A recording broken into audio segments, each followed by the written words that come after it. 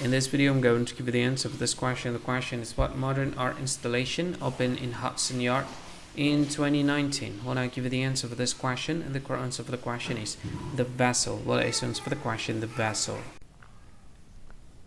Hi, thank you so much for watching this video.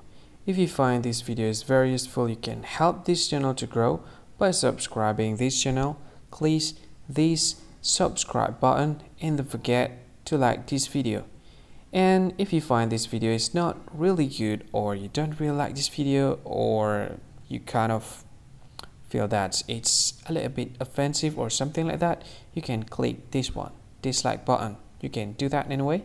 And if you want to share this video with your friend, you can share it by clicking this share button, and you can share it to any social media that you wish that is currently available at this time, like Facebook, Twitter, LinkedIn, and many others, right?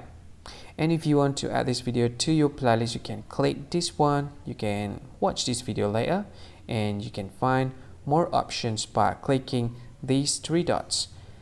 And yeah, don't forget to subscribe. I think that's all of it. Thank you so much for watching this video, and see you again in another video. Bye bye. See you again.